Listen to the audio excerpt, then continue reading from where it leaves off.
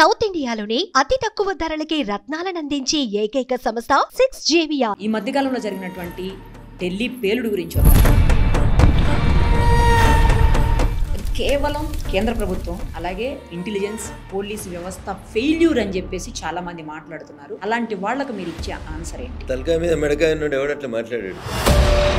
Intelligence failure మరి ఒక పక్క నుంచి ఓవైసీ గారు మీరు ఒప్పుకుంటే మీతో పాటు కలిసి పోటీ చేస్తా అంటున్నాడు. అసలు పాకిస్తాన్కి అసలు భారతదేశానికి బగ్గుమనే పరిస్థితి అసలు ఎందుకు వచ్చింది? ఇది వాళ్ళ హితం కోసమో మన హితం కోసమో జరుగుతున్న పంచాయతీ కాదు.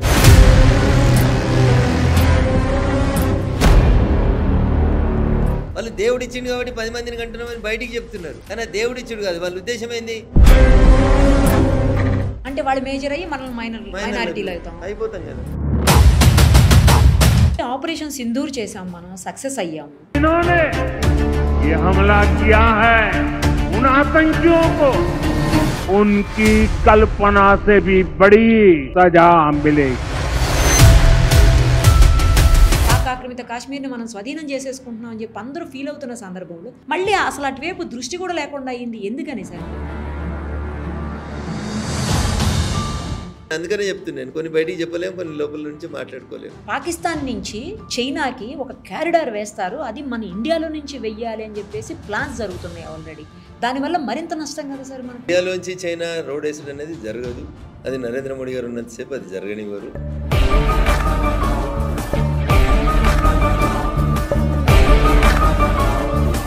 రాహుల్ గాంధీ గారు ఈ మధ్యకాలంలో ఓట్ల విషయంలో చాలా పెద్ద ఎత్తున ఉద్యమాన్ని పెద్ద ఎత్తున మాట్లాడుతున్నారు. ఆయన చాలా అంశాలు లేవనెత్తుతున్నారు. వాటికి సరైన ఆన్సర్ ఇచ్చేటువంటి పరిస్థితి బీజేపీ నేతల దగ్గర కానీ నాయకుల దగ్గర కానీ లేదు అని అంటున్నారు. మీరే బీజేపీ ఎందుకు ఇస్తుంది తల్లి? ఈ allegation is against election commission. మీరు చెప్పినట్లే ఎలక్షన్ కమిషన్ చేస్తుందని కదా ఆరోపణ.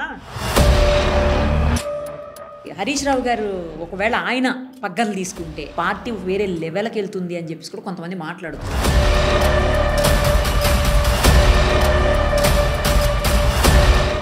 డిప్యూటీ సీఎం గారి ఇంటికి కవిత గారు వెళ్ళినప్పుడు ఆవిడ శారీ గురించి కూడా చాలా పెద్ద చర్చ నడిచింది. మొత్తం అంతా కాంగ్రెస్ జెండా లాగా ఇది సంకేతమా ఏంటి కాంగ్రెస్ లోకి మారుతున్నారు అన్నట్టని. జాతీయ జెండా కూడా అవే రంగులు ఉంటాయి కదా. ఓ అంటే బీజేపీలోకా?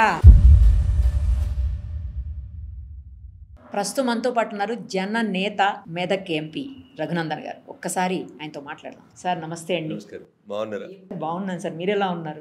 ఎప్పుడు చూసినా జనం మధ్యలోనే ఉంటారు సార్. జనం మీతో ఉంటారా, మీరు జనం మధ్యలో ఉంటారా? నాకు అర్థం కావట్లేదు. మీరు మా ఇంటికి వచ్చారు కదా, క్వైట్ న్యాచురల్ గా జనం నా దగ్గరకు వచ్చినట్టే కదా.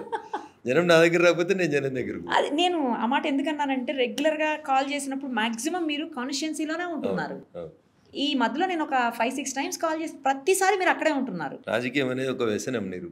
సో జనరల్గా ఊర్లలో ఏమంటారు దీన్ని, దురద అంటారు కదా. ఆ దురదలాగా ఒకసారి అంటుకుంటే పోదు. రాజకీయం అనేది కూడా అట్లాంటిది, వ్యసనం అది.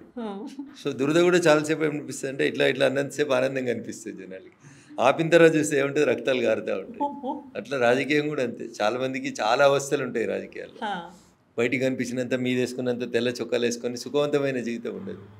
24/7 జనంతో ఉండాలి. జనంతో ఉంటేనే అది జనానికి ఒక సాటిస్ఫాక్షన్, మనకి ఒక సాటిస్ఫాక్షన్. చాలా మందిని ఒక ఏమనుకుంటారంటే వీళ్ళు ఏదో బాగా డబ్బులు సంపాదించుకోవడానికి ఒక వెపన్గా వాడుకుంటారు అంటారు. సరే, రకరకాల వ్యవస్థల్లో చెడ్డోళ్ళు ఉన్నట్టు మా వ్యవస్థలో కూడా కొంతమంది ఉండి ఉంటారు. చెడ్డవాళ్ళు లేరని నేను అన్నాను కానీ, but most of the leaders they sacrifice their families, their personal time, everything for the constituency madam. అట్లయితేనే మీకు ఆశించిన పేరు అది ఎంత వస్తారు. అది ఎప్పుడు చూసినా జనంతోనే ఉంటారు కదా, అందుకే జననేత అన్నాను. Thank you.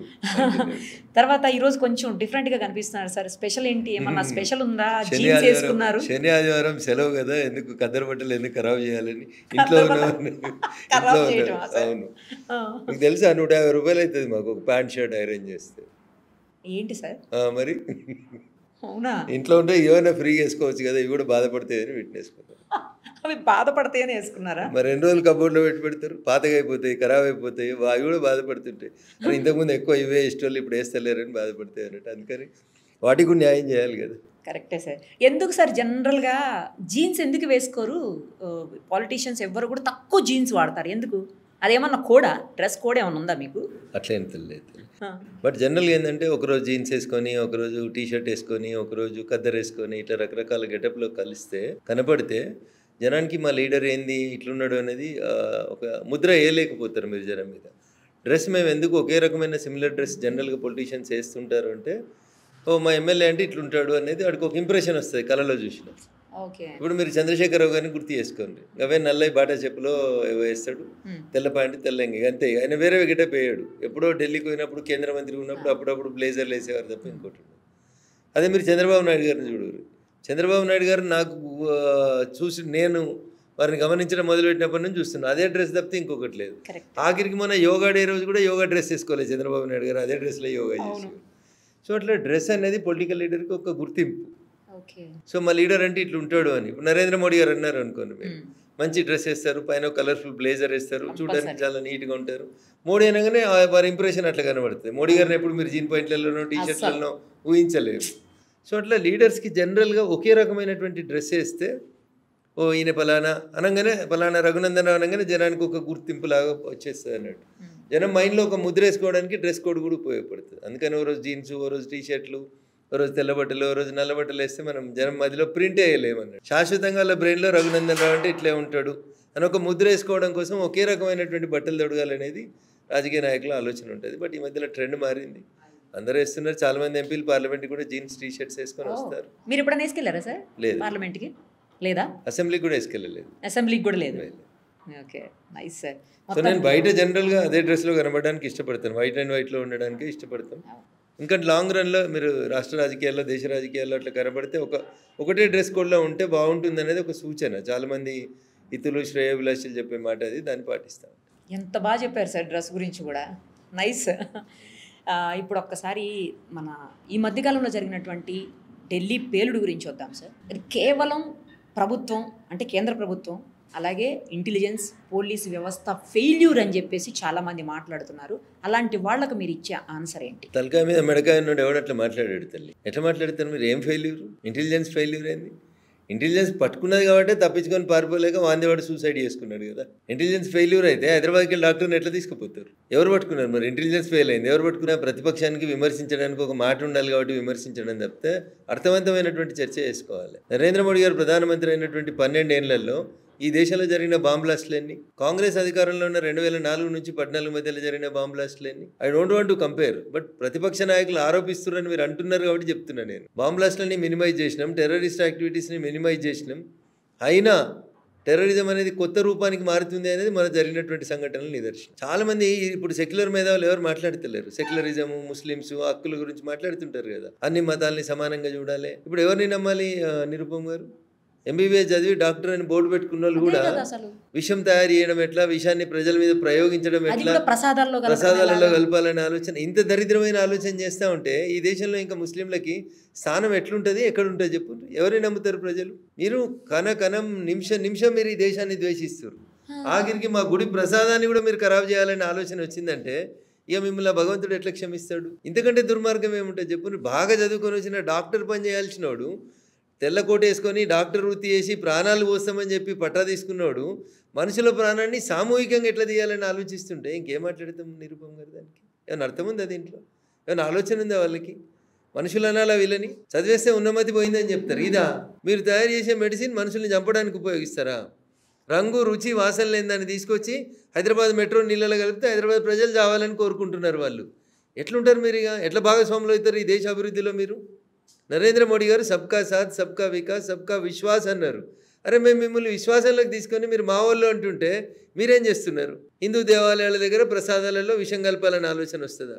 అసలు మనిషి అనేటోడు ఎవడని ఇట్లాంటి ఆలోచన చేస్తాడా? ఇంత దుర్మార్గంగా ఆలోచిస్తూ ఇంకా ఈ దేశం మాది, మేముంటాం ఈడ, సెక్యులర్. ఏం సెక్యులర్? ఏడాదచ్చిరియాల సెక్యులర్ వాదులందరూ. అదే పాకిస్తాన్లో ఇట్లా చేస్తే ఉంచుదురా? ఇప్పటికి రాలేదో కూడా చంపకపోదురా? డెమోక్రసీని ఎక్కువ ఎంజాయ్ చేయడానికి వాడుతున్నటువంటి పదం పేరు సెక్యులరిజం. ఇదేంది ఇది? దీన్ని సెక్యులరిజం అంటారా? ఒక్కరు మాట్లాడరా? ఒక మేధావి మాట్లాడా ఇది తప్పు అని? ఒక ముస్లిం మత పెద్ద మాట్లాడా ఇది తప్పు, ఇట్లాంటి పనులు చేయొద్దని చెప్పడా? ఇదే చెప్పిందా మీ ఖురాన్? వేరే వాళ్ళ మతాల అన్నంలో విషం కలపండి, వాళ్ళ హాస్పిటల్కి వస్తే విషం ఇచ్చి చంపండి అని నేర్పిస్తారా? ఎట్లా నమ్ముతారు రేపు? మీరు చేసిన ఈ పని వల్ల, మీరు చేసిన ఈ ప్రవర్తన వల్ల మా పక్కింట్లో ఎవరైనా ముస్లిమ్స్ ఉంటే అనుమానపడే పరిస్థితిని కల్పించారు. మీరు భయపడిపోయే పరిస్థితి. అనుమానపడతారు ముందు, తర్వాత భయపడతారు. ఎటువైపు డ్రైవ్ చేస్తారు? రేపు ముస్లిం సమాజం కూడా ఎట్లా సేఫ్గా ఉండగలుగుతుంది ఇండియాలో ఇట్లాంటి పనులు జరుగుతుంటే? ఏం మెసేజ్ పంపదలుచుకున్నారు? ఎంత మూర్ఖంగా పనిచేసారు అనేది ఒకసారి ఆలోచించాలి నిరుపమ్ గారు. సభ్య సమాజం మొత్తం ఖండించాలి దీంట్లో, ముస్లింలే ముందుండి ఖండించాలి దీన్ని. అవును, ఓవైసీ అన్నట్టున్నారు. ఏమన్నాడు? ఓవైసీ వల్లనే ఇదంతా జరుగుతూ ఉంది. దురదృష్టం ఆయన్నే. ఎందుకు అన్ని మసీదులలో ఎందుకు అనౌన్స్ కాలేదు? మామూలు చేసింది తప్పని ఎందుకు చెప్పారు? మేము ఈ దేశాన్ని ఉండాలనుకుంటున్నాం కూడా వాళ్ళకి అగైనెస్ట్ అని చెప్తున్నాడు. ఇట్లా అదే ఓవైసీ గారు పైన మాట్లాడతాడు, కింద చేస్తూనే ఉంటాడు. ఓవైసీ పెద్ద వయసు ఒకటి మాట్లాడతాడు, చిన్న వయసు ఒకటి చేస్తుంటాడు. ఇదేం జరుగుతుంది నిరుపమ్ గారు? ఫస్ట్ ఇలా హిందూ సమాజం కూడా ఆలోచించాలి. ఈ దేశంలో ఉన్న హిందూ సమాజం ఇలా ఆలోచించాలి నిరుపమ్ గారు. ఒకవేళ అది ఏదో హైదరాబాద్ వాటర్ వర్క్స్లో ఒక పైప్ లైన్లో కలిసినా, లేదా ఏదైనా వెంకటేశ్వర స్వామి గుడి దగ్గర కలిపినా, లేదా ఏదైనా సాయిబాబా గుడి దగ్గర అమాయకులైనటువంటి పేద ప్రజలు వచ్చి ప్రసాదం తీసుకునే దగ్గర కలిపినా ఏం జరుగుతుంది? ఎంతమంది ప్రాణాలు పోతాయి? అంటే గుళ్ళె ప్రసాదంలో కూడా విషయం కలిసింది అని అంటే ఎవరిని బదనాం చేయాలనుకుంటున్నారు మీరు? అంటే ఇది ఒక సిస్టమేటిక్గా జరుగుతుంది నిరుపమ్ గారు. హిందువులని గుడికోకుండా చేయాలి, హిందువులకి ప్రసాదం తినకుండా చేయాలి, హిందువుల మనసులలో ప్రసాదంలో కూడా విషం వస్తుందని చిన్నపిల్లల మనసులో ఒక విషబీజం నాటాలి.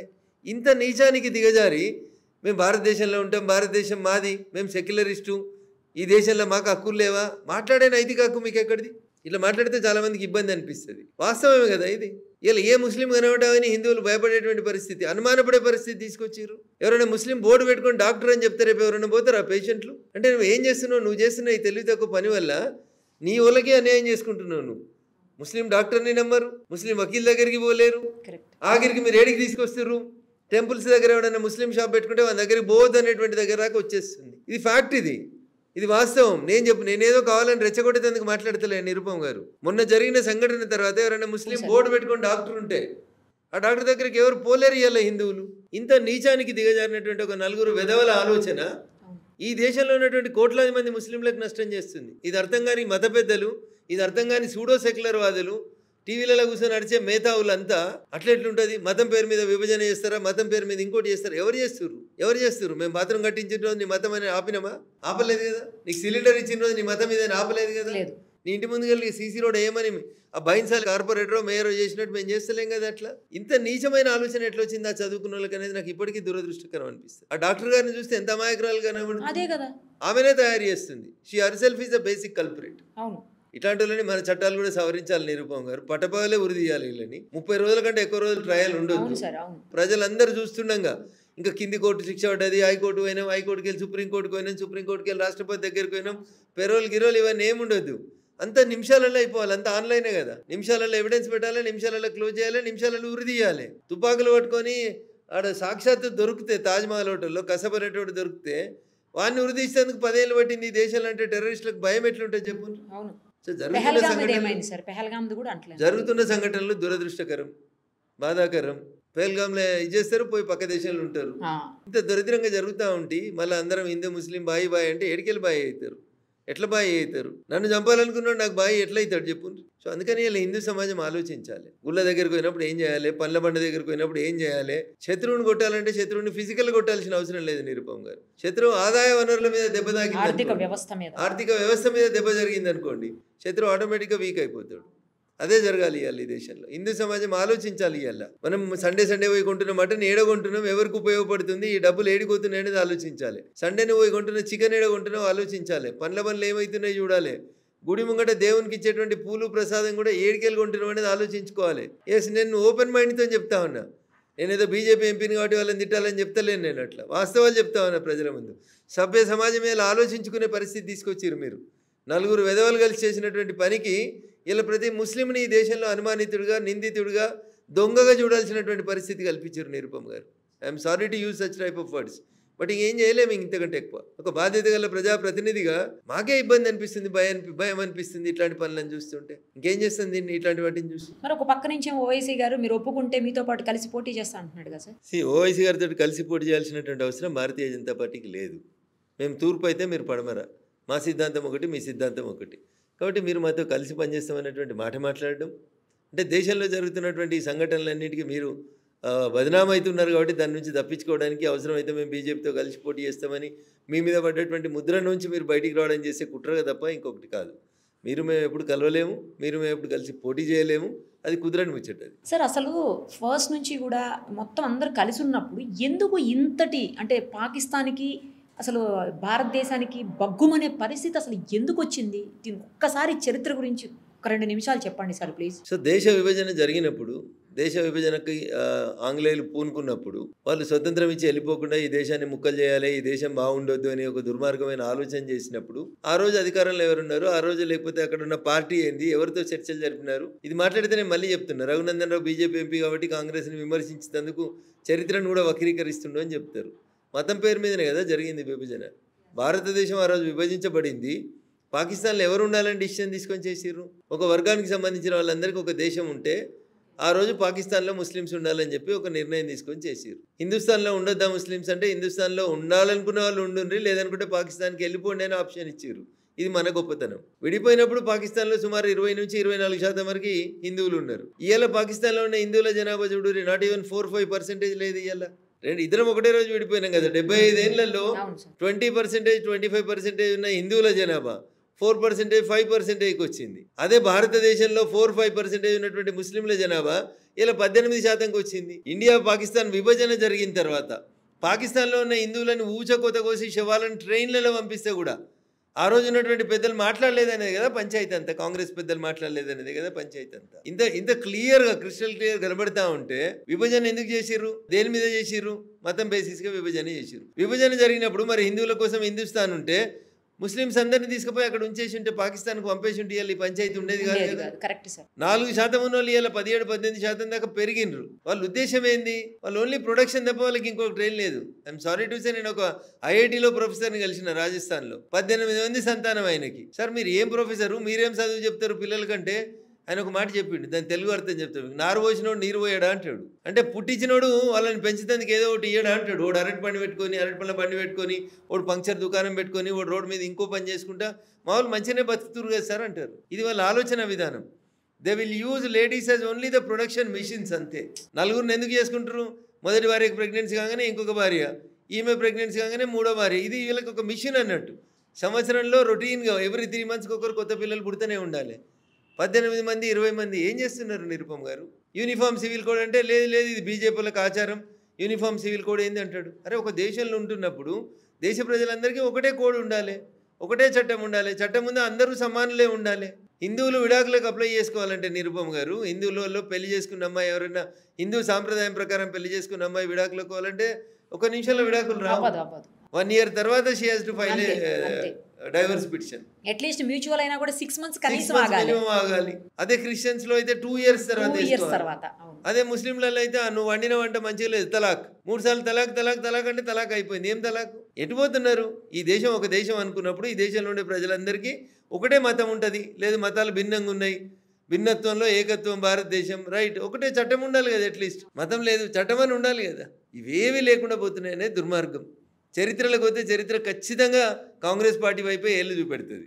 కాబట్టి ఇప్పుడు నేను బీజేపీ ఎంపీగా మీకు ఇంతకంటే ఎక్కువ ఏం మాట్లాడినా నిరుపమ్ గారు, రఘునందన్ రావు ఉద్దేశపూర్వకంగా చరిత్రను దవ్వి తీసి మా మీద బురద చల్లుతున్నాడు అనే మాట వస్తుంది తప్ప ఇంకొకటి కాదు. నేను మాత్రం ఒకటి హిందూ బంధువులందరూ కూడా ఒకటి అప్పీల్ చేయదలుచుకున్నా. నాకేంది, నా పక్కింటోనికి నష్టం జరుగుతుందని మీరు ఆలోచించినంత సేపు you are the loser. Ultimate గా నష్టం జరిగేది నీకు. ఐకమత్యం లేదు కాబట్టి ఇదంతా జరుగుతా ఉంది. మీరు మళ్ళీ గుర్తు చేసుకోవాల్సింది, మళ్ళీ అర్థం చేసుకోవాల్సింది, మనం సంఘటితంగా ఉంటే అన్ని బాగుంటాయి. వాళ్ళు 10 మందిని కంటారు, మనం కూడా కనడం స్టార్ట్ చేయాలి. ఇది వాళ్ళ హితం కోసమో మన హితం కోసమో జరుగుతున్న పంచాయతీ కాదు. వాళ్ళు దేవుడు ఇచ్చిండు కాబట్టి 10 మందిని కంటున్నామని బయటికి చెప్తున్నారు, కానీ దేవుడు ఇచ్చుడు కాదు. వాళ్ళ ఉద్దేశం ఏంది? మన దేశంలో వాళ్ళ జనాభాని మనకంటే ఎక్కువ పెంచి వాళ్ళు అప్పుడు ఈ దేశాన్ని మళ్ళీ ఒకసారి మతాంతీకరణ చేయడానికి జరుగుతున్నటువంటి ఒక పెద్ద కుట్ర. అంటే వాళ్ళు మేజర్ అయ్యి మనం మైనారిటీలో అయిపోతాం కదా. ఇప్పుడు మనం ఎప్పుడున్నాం 2025లో ఉన్నాం. ఇలా జనాభా ఎంత ఉంది చూడు. నాకు తెలిసి మీరు 2050 దాకా ఉంటారని నేను అనుకుంటున్నా. 2050 వరకు ఏమవుతుంది? వాళ్ళ రేషియో ఇట్లా పెరుగుతూ పోయి మన రేషియో ఇట్లా తగ్గుతూ వస్తే మనం ఎక్కడ ఉంటాం, వాళ్ళు ఎక్కడ ఉంటాం చూడండి. ఇది ప్రతి హిందూ తల్లి ఆలోచించాల్సినటువంటి విషయం. ఒకరు ఇద్దరు అనేది బంద్ చేయాలి. మనం కూడా 3-4 కనాల్సిందే. లేదు యూనిఫామ్ సివిల్ కోడ్ ఈ దేశంలో అమలు కావాల్సిందే. అందరికీ ఒకటే ఉండాలి. సరే ఈ దేశం వనరులు సరిపోతలేవు. ఇప్పటికే ఒక ఆస్ట్రేలియా ఖండాన్ని మనం ప్రతి సంవత్సరం ముట్టిస్తాం. అంత జనాభా వస్తుంది మనకి. టోటల్ ఆస్ట్రేలియన్ కాంటినెంట్లో ఎంత జనాభా ఉంటుందో ఎవ్రీ ఇయర్ కొత్తగా భారతదేశంలో అంతమంది పుడుతురు. ఏడికెళ్ళి సరిపోతుంది మీకు ప్లేసు? ఈ ఫ్యాక్ట్స్ ఇవి. రఘునందన్ రావు ఏదో నోటుకొచ్చిన మాటలు చెప్తలేడు. ఆస్ట్రేలియా ఖండంలో ఉన్న జనాభా ఎంత ఉంటుందో అంతమంది ప్రతి సంవత్సరం భారతదేశంలో కొత్తగా పుట్టిన పిల్లల సంఖ్య చెప్తున్నా నేను. ఏడికెళ్ళి వస్తుంది భారతదేశానికి ప్రతి సంవత్సరం ఒక ఆస్ట్రేలియా ఖండాన్ని ఏడికెళ్ళి జాయిన్ చేస్తారు. నీళ్ళేవి, గాలి ఏది, ఏమన్నా ఇప్పటికే ఢిల్లీ అయిపోయింది. హైదరాబాద్ కూడా ఏ నిమిషం అయినా అయిపోయే పరిస్థితికి వస్తుంది. ఎట్లా మరి మనుషుల జనాభా 2 × 2 4 అవుతుంది, 4 × 4 16 అవుతుంది, 16 × 16 ఇట్లా మల్టిపుల్ అయిపోతుంది. మీరు తినే తిండి పెరుగుతలేదు, గాలి పెరుగుతలేవు, నీళ్లు పెరుగుతలేవు, పంచభూతాలు పెరుగుతలేవు మీకు. మరి అట్లాంటప్పుడు ఎట్లా బతుకుతారు మీరు? సో ఇండియన్ డెమోగ్రఫీని డిస్టర్బ్ చేసి భారతదేశంలో ముస్లింల జనాభాను 40 నుంచి 50% తీసుకొచ్చి తిరిగి మళ్ళీ ఒకసారి భారతదేశం లోపల ముస్లిం మతాంతీకరణ చేయడానికి జరుగుతున్న కుట్రనే దేవుడు ఇచ్చిండు కాబట్టి పిల్లల్ని అంటున్నామనే ముచ్చట. ఈ పొలిటికల్ అపీజ్మెంట్ ఏదైతే టీఆర్ఎస్, కాంగ్రెస్, ఇంకేవైతే కమ్యూనిస్టులు లేదా ఇంకేదైతే తృణమూల్ కాంగ్రెస్ చేస్తూ ఉన్నాయో దీనివల్ల ఈ దేశానికి నష్టం జరుగుతుంది. ఇట్లా అడగోలుగా ఒక రకంగా ప్రొడక్షన్ పెంచడం ఒకటైతే, రెండోది పక్క దేశాలకు వెళ్ళి తీసుకొస్తారు. బంగ్లాదేశ్కి వెళ్ళి ఇట్లా పక్కదారులకి వెళ్ళి వస్తూ ఉన్నారు, రోహింగ్యాలు వస్తూ ఉన్నారు. వీళ్ళందరూ ఎవరు నిరుపమ్ గారు? వీళ్ళందరికీ దేశంలో ఉండే హక్కేంది? ఎందుకుంటున్నారు? ఒక్కసారి హిందూ సమాజం ఆలోచించాలి. నేను భయపడడానికి చెప్తలేను, వాస్తవాన్ని ఆలోచించమని చెప్తా ఉన్నా హిందూ సమాజానికి. మనం బతికుండగానే ఈ పరిస్థితులు రాబోతున్నాయి అనేది ఒక హెచ్చరిక లాంటిది. ఇది ఏ స్టిచ్ ఇన్ టైమ్ సేవ్స్ 9 అని ఒక సామెత చెప్తారు. అరే వేయాల్సిన కుట్టు ఒక్కటి వేస్తే అది ఆగుతుంది చినిగిపోకుండా, లేకపోతే 9 కుట్లు వేయాల్సినటువంటి పరిస్థితి వస్తుంది తర్వాత. అందుకనే పెద్దలు చాలా ఆలోచించి చెప్పారు ఏ స్టిచ్ ఇన్ టైమ్ సేవ్స్ 9 అని. ఏ ఇబ్బంది జరగకుండా ఉండాలంటే ఇలా హిందూ సమాజం మేల్కొనాలి, ఆలోచించాలి. అసలు ఏం జరుగుతుంది అనేది ఒకసారి ఆలోచించి మనం ఏం చేయాలనేది ఒక నిర్ణయం తీసుకోవాలి. మనం రాజకీయ శక్తికి ఎదగాల్సిందే, మన ఆలోచన విధానంలో మార్పు రావాల్సిందే. రోడ్డు మీద ఎక్కడైనా చిన్న ఆటో యాక్సిడెంట్ ఎవరైనా ముస్లింలు ఎవరైనా కొడుతున్నారనుకోండి, 50 మంది ముస్లిమ్స్ అవుతారు అక్కడ. అదే హిందువుని కొడుతున్నారు అనుకోండి, ఒక్కడు కూడా ఆగడు, చూసుకుంటూ వీడియో తీస్తారు, మంచి కొడుతున్నారు నిరుపం అని వీడియో తీస్తారు. ఇదేం పంచాయతీ? వాళ్ళు చూడరు, ఒక ఆటో డ్రైవర్ గడ్డమున్న ఒక పిల్లని ఎవరైనా కొడుతుంటే 10 మంది మోటార్ సైకిల్ వచ్చేస్తారు. ఏడుంది మన లోపల యూనిటీ? ఈ యూనిటీ లేకపోతే కష్టపోయింది. చాలా ఆలోచన రేకెత్తించే అంశాలు సార్ మీరు పాయింట్అవుట్ చేసిన ప్రతి అంశం కూడా. ఇప్పుడు రేపు పాల ప్యాకెట్ ఇప్పి పాలు వేడి చేసి పిల్లలకు పోయాలంటే అలా విషయం కలిసిందా ఏందనేది ఆలోచించుకోవాల్సిన భయం, ఆందోళన వైపు సమాజాన్ని నెట్టేసినాయి మన జరిగినటువంటి 3 డాక్టర్లు అరెస్ట్ కాగానే వాడు ఈ మందుగుండు సామాగ్రిని అంతా దాచిపెట్టాలనేది అర్థం కాక రోడ్ల మీద తిరిగి చివరికి తాను పేల్చుకొని ప్రజల్ని చంపేసిండు దుర్మార్గుడు. అవునా? ముందే సెల్ఫ్ బాంబర్ గా రెడీ అయ్యే వచ్చాడని చెప్తున్నారు కదా సార్. మీడియా కథనాలు ఉంటాయి తల్లి రకరకాలుగా. ఒకవేళ వచ్చింటే పొద్దునే వచ్చేస్తాడు కదా, పొద్దున్న 9 గంటలకి ఇంకెక్కువ రష్ ఉంటుంది కదా రోడ్డు మీద. ఆయన చనిపోవాలి, మానవ బాంబును కావాలని డిసిషన్ తీసుకున్న తర్వాతనే తనని పేల్చుకున్నాడు. కానీ అన్ని గంటలు ఢిల్లీ రోడ్ల మీద ఎందుకు తిరిగిండు చెప్పు? హ్యూమన్ సైకాలజీ ఏంది అక్కడ?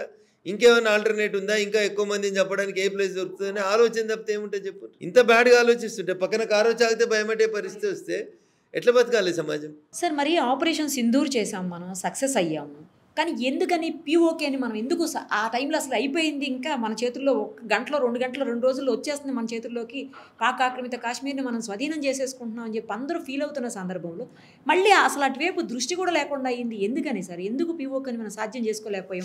ఆ టైం రైట్ టైం కదా. కొన్ని విషయాల్ని టీవీలలో చర్చించుకోలేను తల్లి, కొన్ని విషయాలు బయటికి మాట్లాడితే ఇబ్బందికరంగా కనబడతాయి. సో పీఓకేని కలపడం అనేది పాకిస్తాన్ బార్డర్లకు పోయి, పాకిస్తాన్ దేశంలోకి పోయి 250 కిలోమీటర్ల లోపలికి పోయి వాళ్ళు ఖాళీ మేల్కొనే లోపల కొట్టి రాగలిగిన మనకు, అది కూడా మహిళలతో పీఓకేని కొట్టి రావడం కష్టమవుతుందా? అదే. సో దాని వెనకాల ఉన్న బ్రాడ్ రీజన్స్ ఏందో ఆలోచించారు. మనకు వచ్చే జాగ ఎంత, మనం తీసుకుంటున్నటువంటి భూభాగం ఎంత, అక్కడ నుంచి మళ్ళీ వస్తున్నటువంటి పెనుభూతం ఎంత, మనకి ఎంతమంది జనాభాని మన లోపల ఇంప్లీడ్ చేసుకోవాల్సి వస్తుంది రేపు, ఎన్ని రకాలైనటువంటి అంశాలని మనం ఆలోచించుకోవాల్సి ఉంటాయి. కొన్ని అందుకనే చెప్తున్నాను, కొన్ని బయటికి చెప్పలేము, కొన్ని లోపల నుంచి మాట్లాడుకోలేము. ఇవి విషయాలు. పీఓకే ఎడుగుతుంది, పీఓకే మనదే, పీఓకే భారతదేశంలోనే ఉంటుంది. It's part and parcel of India. మనం వెనక్కి తీసుకోలేము, 100% తీసుకుంటాం ఎప్పటికీ. చాలా ప్రతిదానికి ఒక టైం వస్తుంది, ప్రతిదానికి ఒక రీజన్ ఉంటుంది. ఒక సంఘటన జరగాలంటే అట్లా జరుగుతుంది. అట్లా ఆడపిల్లలతో ఎందుకు కొట్టించినామంటే ఆపరేషన్ వాళ్ళు చేసినటువంటి మూర్ఖత్వానికి సమాధానం ఆడపిల్లలే చెప్పాలనేది ఒక ఆలోచన వచ్చింది. ఈ దేశ ప్రజలందరూ స్వాగతించారు దాన్ని. ఆడ కూడా మనం మళ్ళీ మతం పట్ల వివక్ష చూపెట్టలేదు. అందులో కూడా ఒక ముస్లిం అమ్మాయి కూడా పోయింది. సో అంటే నిజంగా దేశభక్తి ఉన్న వాళ్ళు కూడా కొంతమంది ఉన్నారు ఇంకా ఈ దేశంలో. లేకపోతే అమ్మాయి ముందే ఇన్ఫర్మేషన్ వాళ్ళకి ఇవ్వడానికి అవకాశం ఉంటుండే కదా. కానీ నమ్మినాం, మన సైనికుల మీద మనకు విశ్వాసం ఉంది. కానీ ఈ దేశంలో ఉన్న కొంతమంది మూర్ఖులకు ఆ విశ్వాసం లేదు. అక్కడ మనం అందరం ఆలోచించుకోవాలి, బాధపడాలి. ఇప్పుడు సార్ ఈ పాకిస్తాన్ నుంచి చైనాకి ఒక కారిడార్ వేస్తారు, అది మన ఇండియాలో నుంచి వెయ్యాలి అని చెప్పేసి ప్లాన్స్ జరుగుతున్నాయి ఆల్రెడీ. దానివల్ల మరింత నష్టం కదా సార్ మనకు. ఇప్పుడు ఇండియాలోంచి చైనా రోడ్ వేసడం అనేది జరగదు. అది నరేంద్ర మోడీ గారు ఉన్నంతసేపు అది జరగనివ్వరు, అవన్నీ కావు. కాకపోతే ఇండియన్ బార్డర్కి కొద్దిగా దగ్గరలోంచి పాకిస్తాన్కి స్ట్రైట్గా ఒక వే ఇచ్చుకుంటూ ఒక నేషనల్ హైవే లాంటిది, ఒక కారిడార్ లాంటిది చేయాలనేది చైనా కుట్ర చేస్తున్నమాట వాస్తవం. సో భారతదేశం హద్దులలోంచి భారతదేశం పొలిమేర లోపలికి వచ్చి అయితే వాళ్ళు వేయలేరు రోడ్డు, బయట నుంచి చేసుకోవడానికి పాకిస్తాన్ తోటి వాళ్ళకు ఉన్న అవసరమే అది. ఇప్పుడు భారతదేశాన్ని కార్నర్ చేయడానికి చైనా ఒక వైపు నుంచి ఆ రోడ్ వేసుకుంటూ వస్తే మనల్ని ఇబ్బంది పెట్టడానికి ఉపయోగపడుతుంది అనేది వాళ్ళ ఆలోచన. అంతేగాని కాంగ్రెస్ పార్టీ పెద్దలు మాట్లాడినట్టు చైనా వచ్చి భూమి ఆక్రమించుకుంది, పాకిస్తాన్ వచ్చి ఆక్రమించుకుంది, ఏదో అవుతుంది, ఏమైతలేవు, అది జరగదు, అవి నువ్వు తుత్తాయి పాత ఫోటోలు పెట్టి కొత్త షో చేస్తున్నాయి కాంగ్రెస్ ఇంకొకరు. ఇప్పుడు మనం నార్మల్గా చైనాతో బాగానే ఉంటాం కదా సార్, మన పిఎం కూడా మంచిగా ఉంటారు చైనాతో, మన దేశానికి వాళ్ళకి సత్సంబంధాలు ఉన్నాయి. కానీ అయినా ఏంటి వెనక వెన్నుపోటు కుట్రలు ఎందుకు? చైనాని భారతదేశం ఆర్థికంగా ఎప్పుడైతే బీట్ చేస్తుంది అనేటువంటి అనుమానం చైనాకు వస్తుందో మనం స్టేబుల్గా ఉండొద్దని పక్క దేశం కోరుకుంటాం. మీరు నాకు పోటీ కానంతసేపు నేను మీతో బాగానే ఉంటాను నిరుపమ్ గారు. మీరు ఎప్పుడైతే నా మెదక్ పార్లమెంట్ సీట్ అడుగుతారో అప్పుడు నేను ఖచ్చితంగా ఎదురు తిరగాల్సినటువంటి పరిస్థితిని మీరే కల్పిస్తున్నట్టు లెక్క అన్నట్టు. అట్లా పాకిస్తాన్కి తన మనుగడకి ముప్పు వస్తుంది, తన ఆర్థిక వ్యవస్థకి ముప్పు వస్తుంది, భారతీయులు ఎక్కువ చైతన్యవంతమై భారతీయులు బాగా పనిచేస్తారు, వీళ్ళందరూ ఏమైనా అయితే ప్రపంచంలో మాకు ఇబ్బంది వస్తుంది అని అనుకున్నప్పుడు పాకిస్తాన్లో ఎట్లా ఆలోచిస్తుందో చైనా కూడా అట్లా ఆలోచిస్తుంది. మరోవైపు ట్రంప్ సార్, ట్రంప్ చెప్పినట్టే భారతదేశం నడుస్తుంది, ట్రంప్ చెప్పిన మాటనే మోడీ గారు వింటారు, ట్రంప్ ఏది చెప్తే అదే జరుగుతుంది ఇక్కడ అని చెప్పేసి చాలామంది మాట్లాడుతూ ఉన్నారు. ఎందుకు ట్రంప్ మాట మనం అంతగానో ఎందుకు వినాల్సి వస్తుంది? సో ఈ ప్రచారం మొత్తం దుష్ప్రచారం, తప్పుడు ప్రచారం, ఆధారాలు లేనటువంటి ప్రచారం. కాబట్టి అట్లాంటి ఆధారాలు లేని ప్రచారాల గురించి మనం చర్చ పెట్టుకోవడం ఏముంటుంది తల్లి? మీరు మళ్ళీ చెప్తున్నాను నేను మీకు, పగవని పంచాంగం చెప్పమంటే పగటిలు చచ్చిపోతామని చెప్తాడు. అట్లున్నది. మీరు ఏం చెప్తుంది? పాకిస్తాన్ ప్రేరేపిత మీడియా ఏం చెప్తుంది? పాకిస్తాన్ తోటి పైసలు తీసుకున్న రిపోర్టర్లు ఏం చెప్తారు? ఏం చెప్పాలని కోరుకుంటారు మీరు నిరుపమ్ గారు? వాళ్ళు మనం మంచిగా ఉండాలని ఎందుకు కోరుకుంటారు చెప్పండి? వాళ్ళ ఆలోచన ఎంతసేపు ఈ దేశం మీద ఎట్లా బురద జల్లాలి, ఈ దేశాన్ని ఎట్లా వీక్ చేయాలి, ఎట్లా దీన్ని మతాంతరీకరణ చేసి ఇస్లాంకు మార్చాలి, ఇది తప్ప ఏముంటుంది ముస్లిం పెద్దలకి? సో అందుకని కావాలని ఒక సెక్షన్ ఆఫ్ మీడియాతో కలిసి వాళ్ళు చేస్తున్నటువంటి కుట్ర తప్ప ఇంకొకటి కాదు. కానీ బాగా స్ప్రెడ్ అవుతుంది కదా సార్, ట్రంప్ ఏది చెప్తే అదే నడుస్తుంది, మోడీ గారు ఆల్వేస్ ఆయనకి సపోర్ట్ చేస్తారు, ఇద్దరు ఒకటే అని చెప్పేసి. అయినప్పటికీ మళ్ళీ ట్రంప్ మనకి ఎగెనిస్ట్గానే చేస్తుంటాడు. వాణిజ్య ఒప్పందాలు కావచ్చు, లేకపోతే ట్యాక్సులు కావచ్చు, లేకపోతే వీసా ఇష్యూస్ కావచ్చు, ఏదైనా కూడా మనకి ఎగెనిస్టే చేస్తుంటాడు. మళ్ళీ నిరుపమ గారు, మీరు ఇప్పుడు రఘునందన్ రావు నిరుపమ ఇంటర్వ్యూలు చాలా మంది చూసిన వాళ్ళు ఏమనుకుంటారు, వీళ్ళిద్దరు దగ్గర మిత్రులు అని అనుకుంటారు. నిరుపమ ఏం చెప్తే రఘునందన్ అది చేస్తాడు అనుకుంటారు. సో కానీ ప్రొఫెషనల్గా మనం ఎంతవరకు ఉండాలో అంతవరకే ఉంటాం. ఇంకొకరి విషయాలలో, పర్సనల్ విషయాల్లో ఎవరైనా జోక్యం చేసుకోము, ఎవరైనా పలకరించుకోము, అసలు ఎవరికి అట్లాంటి అవసరాలు కూడా లేవని నేను అనుకుంటాను. మరి బయట నుంచి చూసినప్పుడు ఏమనుకుంటారు, ట్రంప్కి ఎలక్షన్ క్యాంపెయిన్ అవసరం ఉన్నప్పుడు అక్కడ భారతీయులు ఎక్కువ మంది అవసరం ఉన్నారు కాబట్టి మోడీ గారిని పిలిచిండు. ఇప్పుడు అవసరం తీరిపోయింది కాబట్టి మన వాళ్ళందరూ ఓట్లేస్తే ఆయన గెలిచిండు కాబట్టి ఇలా ఆయన కొత్త నాటకాన్ని, కొత్త రూపాన్ని చూపిస్తూ ఉన్నాడు. సో హౌ కేర్ఫుల్ అనేది మనం నెక్స్ట్ ఎలక్షన్స్కి మనం బుద్ధి చెప్తాం. మన వాళ్ళు చెప్తారు, మీరేం బాధపడకండి. ఆయన 2 సార్ల కంటే ఎక్కువ అమెరికా అధ్యక్షుడు ఉండదు కాబట్టి ట్రంప్ మళ్ళీ ఎలక్షన్లకు ఉండడు. ఆయన సరే జనం ఓట్లేస్తే గెలిచినాడు, బట్ ఆయన చెప్పినట్టు మోడీ గారు వింటారు అనేది తప్పు. మోడీ గారు ఎవరి మాట వినరు. మోడీ గారు ఏది ఈ దేశానికి హితమవుతుందో, ఏది ఈ దేశానికి మంచి జరుగుతుందో దాన్నే చేస్తారు. మరి ప్రతిపక్షాలు ఎందుకు సార్ పదే పదే మోడీ గారిని ఎందుకు అలాగా? మోడీ గారు మంచోడు అని ప్రతిపక్ష నాయకుడు చెప్పిండు అనుకోరు, ఈ ఎలక్షన్లలో వాళ్ళకి ఎవరు ఓటు వేస్తారు? ఎవరు వేయరు కదా. అందుకని ఏ ప్రతిపక్ష నాయకుడు కూడా పలానా పార్టీ మంచిగా చేసిందని చెప్పాడు, తిడితేనే ఉంటాడు. ఎందుకంటే ఆయన మనుగడకే ప్రమాదం వస్తుంది. ఆయన మాట చెప్పిండు అనుకోరు, ఆయనకు మనుగడనే ఉండదు కదా. కాంగ్రెసే మంచిది అని టీఆర్ఎస్ అన్నది అనుకోరు, ఇక మరి టీఆర్ఎస్ అని ఎందుకు ఓటు వేయాలని అంటారా అన్నారా? ఇది కూడా అంతే, కామన్ సెన్స్ అండ్ లాజిక్. అలాగే రాహుల్ గాంధీ గారు ఈ మధ్యకాలంలో ఓట్ల విషయంలో చాలా పెద్ద ఎత్తున ఉద్యమాన్ని పెద్ద ఎత్తున మాట్లాడుతున్నారు. ఆయన చాలా అంశాలు లేవనెత్తుతున్నారు. వాటికి సరైన ఆన్సర్ ఇచ్చేటువంటి పరిస్థితి బీజేపీ నేతల దగ్గర కానీ, నాయకుల దగ్గర కానీ లేదు అని అంటున్నారు. మీరేమంటారు? బీజేపీ ఎందుకు ఇస్తుంది తల్లి? Is allegation is against election commission. బీజేపీయే కదా నడిపిస్తుందని ఆయన. ఎలక్షన్ కమిషన్ చేసే పని బీజేపీ ఎందుకు చేస్తుంది? నేను అదే చెప్పినట్లే ఎలక్షన్ కమిషన్ చేస్తుందని కదా ఆరోపణ. సరే అనుకుందాం నిరుపమ్ గారు ఒక నిమిషానికి. మరి మాకంటే ముందు 55 సంవత్సరాలు ఈ దేశాన్ని మీరే పాలించారు కదా. 2004 నుంచి 14 దాకా మీరే కదా ప్రధానమంత్రి. మరి మమ్మల్ని ఎందుకు రానిచ్చారు? కాంగ్రెస్ చెప్పినట్టు ఎలక్షన్ కమిషన్ ఇనేది ఉంటే గుజరాత్లో 7 సార్లు బీజేపీ ఎందుకు ముఖ్యమంత్రి అవుతుంది? కాదు కదా, కావద్దు కదా. మరి ఎట్లయింది? ఇప్పుడు మేము ఎలక్షన్స్ పెట్టినప్పుడు మేము అధికారంలో పెట్టినామా? పెట్టలే కదా. సరే 2014 దాకానైతే మీరే ఉన్నారు కదా అధికారంలో. 14లో ఎలక్షన్స్ మీరే పెట్టిరు కదా. సరే 19లో మేము పెట్టి ఉంటాం, 23లో మేము పెట్టి ఉంటాం. బట్ మీరైతే 2004 నుంచి 2014 దాకా మీరే పెట్టిరు కదా ఎలక్షన్స్.